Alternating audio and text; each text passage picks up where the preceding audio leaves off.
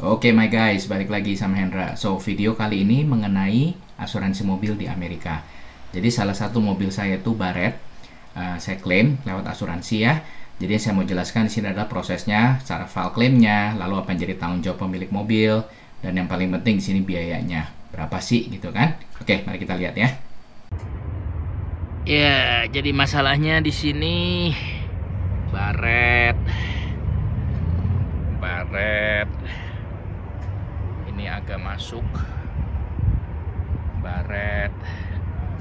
Ini udah makan malah nih sampai ke dasarnya. So ini nggak jelas apaan. We'll see. Oke, ini penjelasan kenapa bisa terjadi Barrett. Nah, pertama kita lihat dulu, ini garasi rumah saya ya. Jadi kalau Anda lihat ini ada tangga. Garasi saya itu lebih rendah dari rumah. Jadi kalau mau masuk rumah harus naik tangga. Nah, area yang saya kotakin ini itu adalah area yang selalu kena sisi kanan mobil kalau kita tidak hati-hati, karena sebelah kiri saya ada mobil lain lagi. Jadi saya mau supaya tengah itu nggak terlalu sempit. Dulu tuh nggak ada kaca ini. Jadi kalau mau masuk tuh kadang tebak-tebakan ya. Kadang kena, kadang enggak. Nah, kondisinya tuh sebenarnya nggak begitu parah. Saya suka poles sendiri, tapi lama-lama ya karena kena sampai akhirnya masuk gitu. Jadi udah saya putuskan untuk klaim asuransi. Jadi area sini itu yang membuat Barrett itu. Oke. Nah, proses asuransi sebenarnya simple. Saya rasa hampir sama di Indonesia, mungkin sekarang juga udah sama ya, karena semua juga udah online kan. Jadi kita bisa lewat portalnya dia, kita klaim.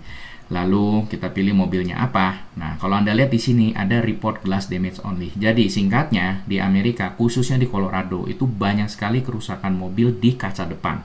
Kenapa? Kena batu, retak. Ntar lama bikin gede karena pressure, tekanan. Nah, kenapa? Di sini terutama kalau musim dingin, itu kan suhu di luar kan ekstrim ya. Bisa minus 10, minus 20, minus 30.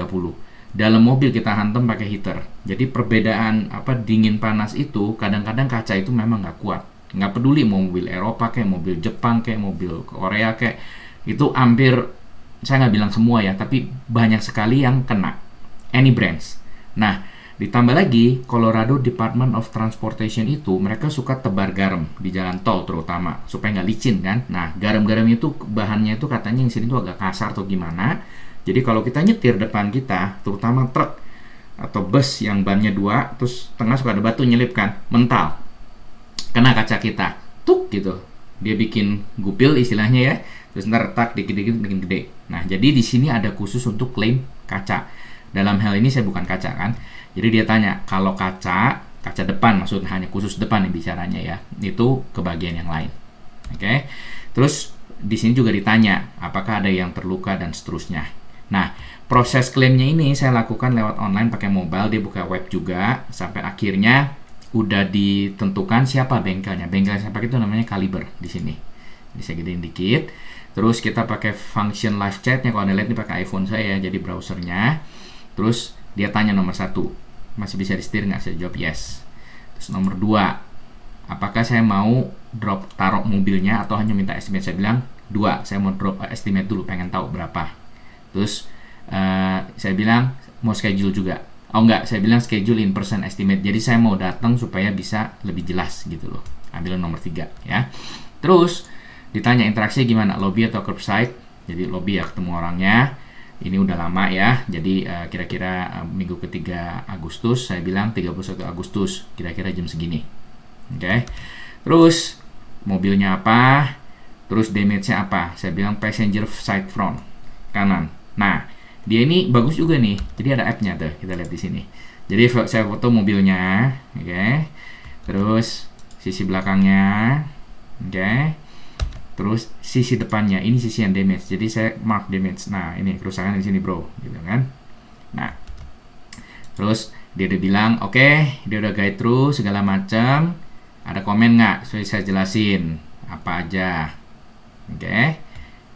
Dan dia bilang dia akan review. As simple as that.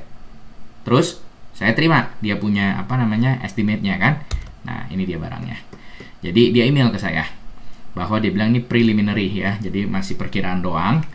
Terus ini standar spek dari mobil saya ini, dia tahu dari VIN number ini itu mobilnya apa, ini standarnya. Lalu dia jelasin. Oke, dia udah lihat semua. Nah, Anda lihat sini. Saya jujur aja puyeng lihatnya ya. Mungkin udah bergerak di bidang body repair ngerti lah ya. Tapi di sini tuh di detail sekali, saya juga minta ampun udah lihatnya. Terus nomor 3 nih. Pre-repair scan. Dia bayar $40 juga ditambah labor setengah jam. Jadi extended price makanya di sini. Ini X ada artinya, T ada artinya. Yang ini tidak kena pajak, yang ini kena pajak. Terus ini ada lagi keterangannya ya. Jadi yang bagian 1 ini misalnya nomor 7 corrosion protection primer. Terus itu 0,3 jam. Ini RFL to replace, makanya saya join. Ini RFN apa ya? Coba kita lihat ke bawah ya. RFN refinish tuh. Jadi actionnya gitu istilahnya ya. Terus udah gitu thin color to match, fastener otomatis di replace lah ya. Jadi kayak baut-bautnya yang untuk kencengin dibuka ya, ganti yang baru gitu loh. Terus disposal bayar $5, flex additive saya nggak ngerti. Nah ini fendernya yang atas ban kalau nggak salah itu namanya fender ya. Dia butuh 6 jam, terus clear coat segini, mudguard dan seterusnya dan seterusnya. Headlamp assembly dia butuh 0,3, dia butuh cabut headlampnya. Saya nggak tahu dicabut makanya juga kita nggak ngerti kan. Pokoknya ya ini yang dia quote begitu loh. Terus bumper depannya, covernya, license bracket dan seterusnya. Jadi total secara dolar 267. Lalu 14,7 jam untuk labornya. Ini saya juga nggak ngerti kenapa painting labornya dipisah. Kayaknya untuk cat itu labor hoursnya terpisah sama dia. Nah kalau kita lihat di sini partsnya hampir nggak ada karena dia istilahnya apa, dempul ya. Jadi dia diisi terus dia poles, dirapihin. Terus body untuk labor 14,7 jam, $59 per jam, segini harga. Untuk paint segini dan seterusnya. Terus yang kena tax itu hanya yang kode T tadi, 7,25% untuk daerah Greenwood Village namanya. Jadi total 1.839. Well, menurut saya ini mahal sekali sih. Tapi ya begitu, di sini labor mahal. Apalagi ini dihitungnya special skill ya. Nah, kalau kita lihat nih di bawah, jadi tadi lagi ya yang saya hijau-hijauin, T itu yang tax charge kategori, yang X itu non-tax.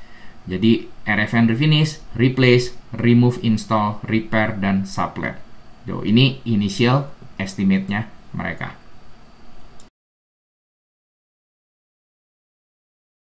Oke, udah sampai ini di bengkel body shop-nya. Kayak nggak ada manusianya ya. So mesti tuh area bengkelnya di belakang tuh. Jadi ini parkirannya. Sekitarnya ini ada restoran-restoran sebelah sana. Terus ini jalan utama. Nah persis sebelahnya ini ada showroom Kia. Saya juga nggak tahu pintu masuknya di mana nih. Sini kali ya. I don't know.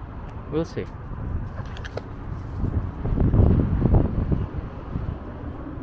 Oh, mungkin bukan. Ya, di Amerika memang gitu, kadang-kadang membingungkan. Mungkin masuknya, oh ini mungkin ini kali ya. Ini ada pintu di sini.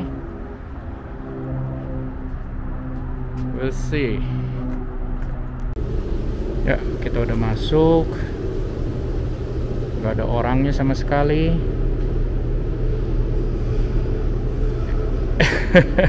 I don't know.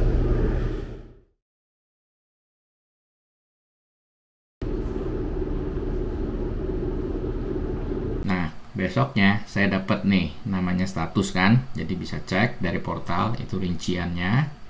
Jadi labornya segitu untuk body dan paint. Terus material, lalu lainnya mungkin disposal fee lah ya, environmental kalian nggak ngerti, $6. Totalnya segitu kan, 1.500, di mana regionnya itu ada subtotal dan pajak. Terus insurance bayar segitu, itu ada namanya O. Jadi di sini ada nama deductible, tanggung jawab saya $250. 4 hari kemudian selesai mobilnya. Nah, ternyata cepet. Ini bingung memang ya, tempat ini nggak ada orang, yang cuma satu yang kemarin terima mobil saya. Nah ini dia lagi drop mobil juga nih, ada orang berikutnya, truk ram. Kerusakan juga minor tadi saya lihat, cuma bempernya aja sedikit. Ini semua kantor nggak ada orang. Sekarang jam 9 pagi. Ini area bengkelnya. Bengkelnya ya kayak bengkel mobil biasa ya. Ngerjain bodinya di mana nggak ngerti juga. Oh, itu ujung kayaknya untuk painting tuh. Cat oven. Tidak ada orang sama sekali.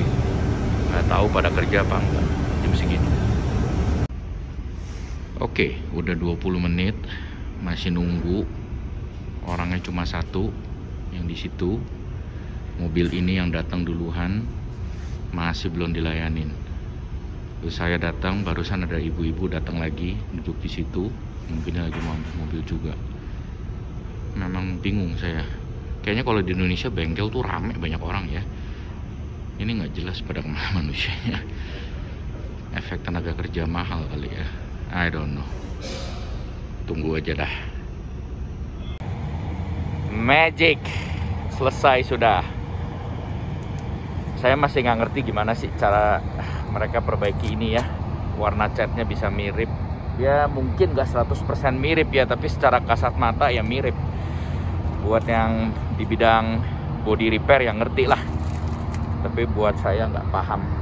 So overall I'm happy. Mereka update terus, bagus. Dan nanti saya kasih lihat rinciannya. Puyeng lihatnya, banyak sekali. Untuk perbaikan yang kecil gini ya rinciannya banyak banget. Oke, so I'm heading home now. Nah, ini final bill-nya. Jadi kalau kita lihat nih detailnya semua. Wah, yang ngerjain ini Putin kayaknya, Vladimir. So, ini ada versi nih ya. Kalau kita lihat nih E01, S01. Jadi yang E itu yang original, S01 itu, S02 itu adalah tambahan. Nah, kalau kita lihat nih ke bawah ya.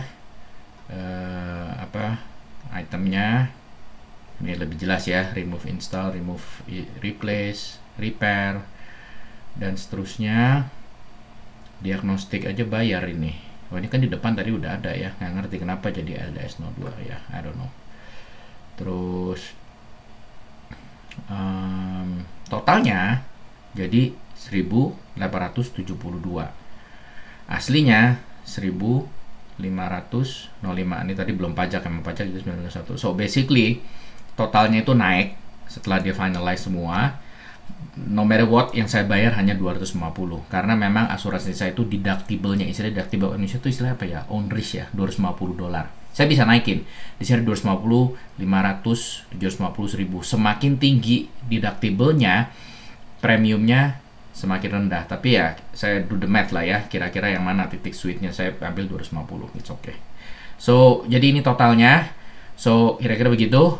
And thank you again for watching. See you on the next video. Bye bye, my guy.